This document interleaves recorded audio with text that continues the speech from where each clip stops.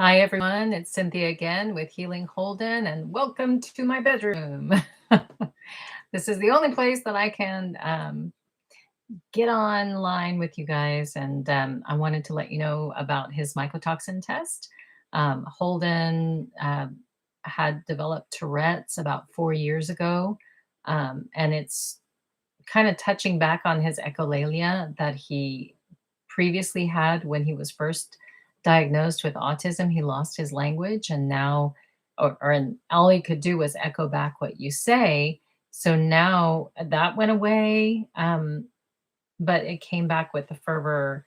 But just as like he can still speak now, but it's more like his tics. There are these transient tics where if you make a sound, he will make that same sound. So he'll echo back certain sounds, and music is very like affects him really harshly if he gets really sad, um, or if he's touched by any kind of music, he will kind of freak out. So there's been new challenges, and that's been because even though 2 years ago, I did a mold test in my home and I did find that there were high levels of mold. We had also just moved into an area of town that was full of moldy places, older buildings. And we had gotten used to, living in older buildings in that area because we lived there for years. But he was pretty much bombarded with the stuff because also his school was 100 years old. It was a historical building, nice building, but schools typically are not very good about remediating or looking at that.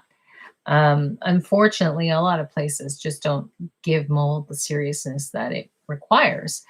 And I wanted to kind of read you his test results. I would love to share his test results, but I don't have anything on my computer that'll let me share it with you unless I'm in a meeting. So if anybody wants to meet with me and then I can show it, let me know. I could do a video like I did with Greg, but without further ado, I will let you know what his mycotoxin panel report says. This was collected 11/10. I'm sorry. It was collected 11/6/2022, received on the 10th and reported on the 16th. The list of mycotoxins tested in the panel were ochratoxin A, aflatoxin group B1, B2, G1, and G2, trichoth, trichoth, oh boy, trichothecene, trichothecene group, macrocyclic.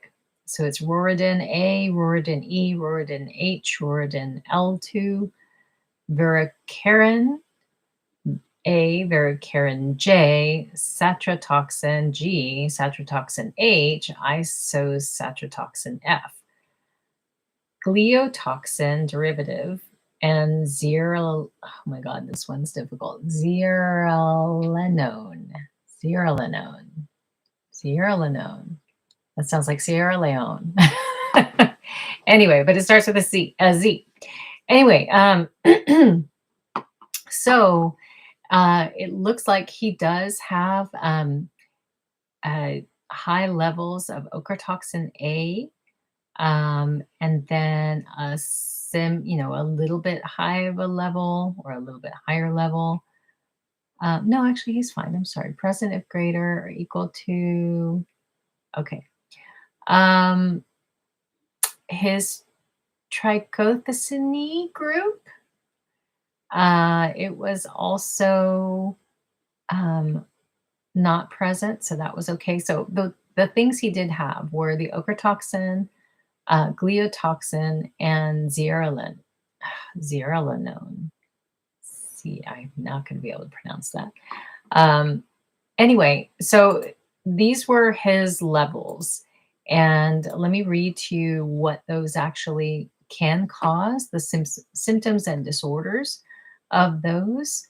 On ochratoxin A, The cellular activity of the mycotoxin is that it interferes with cellular physiology, inhibits mitochondrial ATP production, which is energy, and stimulates lipid peroxidation. The symptoms are that it's a teratogen and immune suppressant. Immune suppressant, and it can cause kidney disease, cancer, infection of the bladder, nephrotoxic, which is toxic to the kidneys, and hepatotoxic, toxin, toxic to the liver. The other ones he had, gliotoxin, attacks intracellular function in the immune system. It can cause lung disorders, brain dysfunction, which is what's happening with his Tourette's, and bone marrow dysfunction.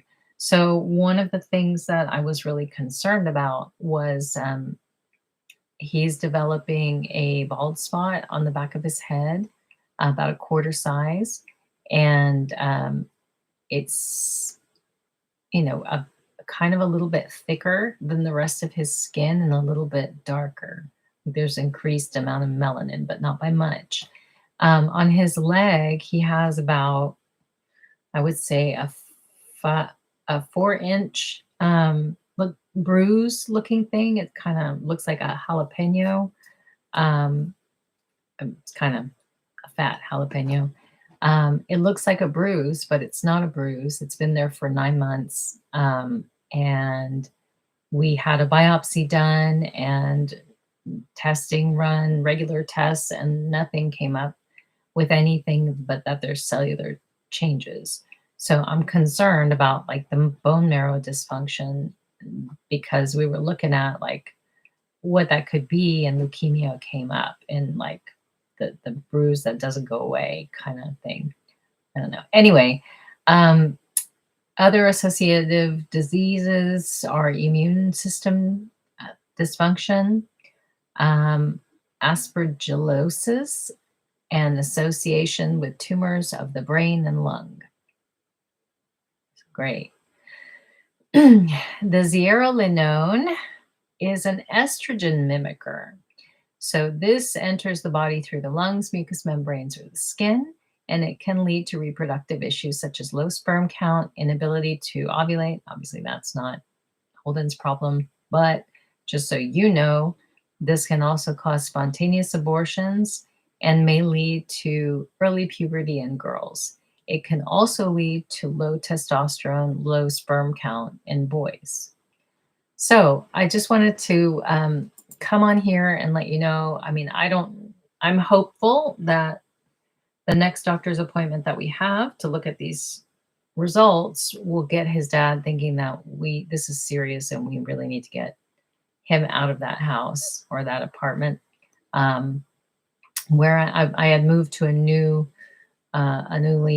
made apartment complex, because that's what I could afford. And that was what the doctor recommended, to try and avoid mold exposure, trying to get something as newly built as possible. And even though I moved, he's only with me every other weekend and on Thursday night. So that's not enough to help him detox. And so for you guys out there, if you guys suspect that you might have mold toxicity, you don't have to see it. Like he didn't have the black mold one, the Stachybotrys. So like the black mold is what you typically see and what people mostly talk about, and that's very toxic, but so are these other ones. So the way you have to treat it is you have to get out, like you have to stop the bleeding. So first you have to get out of the environment that's causing these problems, and then you have to, treat it, which treatment, we're already treating it. We've been treating it. But it's a little like, you've got a hole in the boat and people are just, dumping out buckets of water. It's eventually, you're going to get tired of dumping out buckets of water. Your body's going to get tired of it, and get run down. And also the fix for it is plug the boat, you know. So I don't know what it's going to take, but I would love it. I'm a praying person. I've been praying for a long time, but there's a scripture that talks about um, the prayers of the righteous one are powerful, and we are all encouraged to pray for one another. I pray for, I guess, you guys, but people out there that are suffering from these kinds of things, and these mystery illnesses that they can't figure out what's going on. So please pray for Holden if you would. You can also share and like if you know someone that might be going through mycotoxin issues. And there are other things that I did read that with the gliotoxin, it's implicated in Parkinson's disease. So, and the gliotoxin you can get from foods like high mold content foods can give that to you, but he is already on like a yeast-free diet, which includes not eating high mold content food like peanuts and cashews and their grains. So anyway, I'm trying to do everything I can to help him get rid of that because they're really becoming well they're bad. And um, if you have anyone that's suffering from that, I mean, brain disorders that's a pretty wide net. So Tourette's is one. There's tons of them out there. So please share this with someone that you think hasn't looked under this stone. And until next time, I'll catch you up on the doctor's appointment once I get it. Now that we got the test run, functional medicine doctor, Dr. Peter Osborne in Sugarland. We're going to see him hopefully soon. I got waitlisted because he is very sought after. But anybody can see him all around the world. So if you have a mystery illness and you would like to, I highly recommend him. He's one of the best I've ever seen. So without further ado, I'm going to hit the hay, and I hope you guys have a great night or morning or whenever you're watching this. Thank you for listening, and I hope it's helpful and educational for you. Mwah. Bye. Have a good one.